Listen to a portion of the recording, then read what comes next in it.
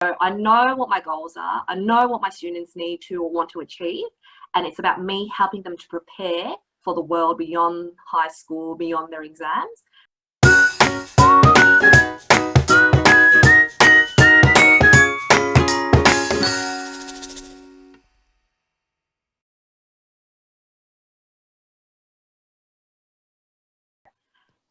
All right, well, let's consider our teacher identity and how it really impacts how we carry ourselves in the classroom, I guess.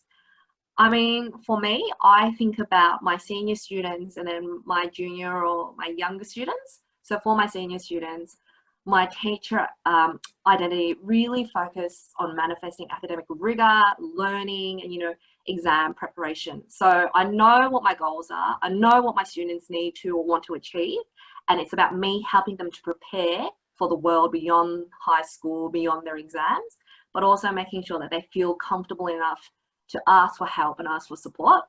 With my younger year levels, I like the idea about engagement and getting them to see the purpose in their learning, getting them to enjoy what they're doing as well. Not to say that that doesn't happen in my senior classes, but I feel like it's a little bit more open and I can play around with creativity and collaboration and excellence and all our school values, and then have them transition those values as they progress with their high school years, I guess. Blake, I might throw it to you. I love that you mentioned values, Linda, because I feel for me, my identity can really influence the way I carry myself in the classroom. Depending if there's a clash between the values in my identity and the values of the school.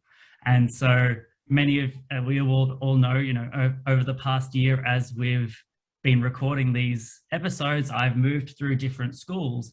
And that's because at my first couple of schools, my identity and who I was as a teacher was at odds with what the school was expecting. And that takes a really massive toll on you. And I felt myself going into the classroom and sort of observing myself and monitoring my actions and trying to change to fit and sort of align with what the school was wanting. And it took me a while to realize that I don't always have to change me, who I am, to fit with the school. And now that I'm in a school where my identity as a teacher is embraced and accepted, and they really value what I have to bring, it's suddenly changed my view on how I view myself as a teacher, and I feel so much more confident in the classroom. So I think it can have a sort of really negative impact in sometimes when your identity is not so accepted, but when it's embraced and valued, then it's just a springboard to keep going and doing amazing things in the classroom. Does anyone have any other ideas or experiences? I feel that, like with many other early career teachers now, like starting out teaching in your early 20s, I started when I was 22. It's also a huge shock to not even just be a teacher, but like suddenly I'm an adult with responsibilities and I have people in my care. And sometimes you're thinking, oh my gosh, am I actually qualified to teach? I did complete my course. I have my registration. Okay, I am here. I'm a teacher. I have a job. And I think overcoming that hurdle is maybe like the first step as well.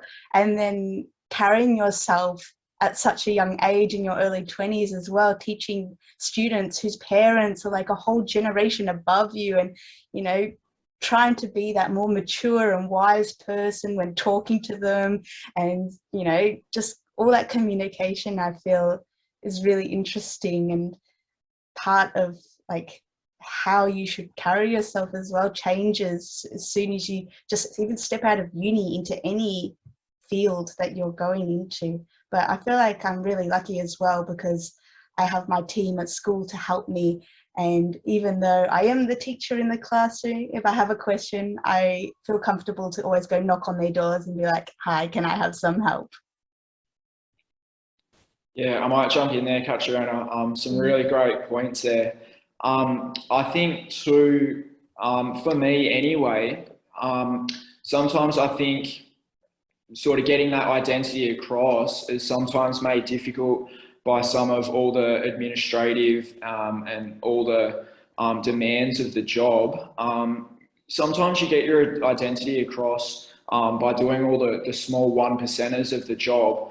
But in your first year as an early teacher, there's so many other demands that you're coming to terms with. So sometimes it's hard to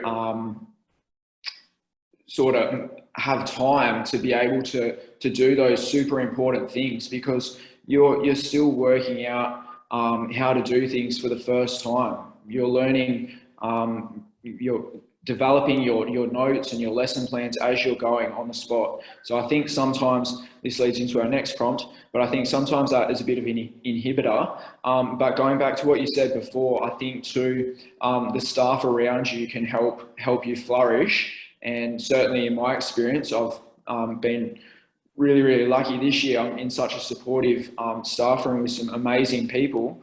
And I feel like developing that identity has really flourished because of those people around me.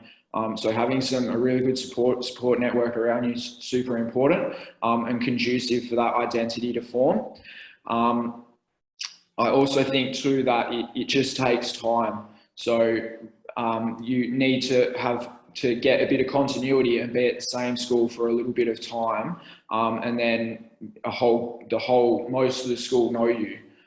So then you build confidence and you work on that gradually, but there is a time lapse involved.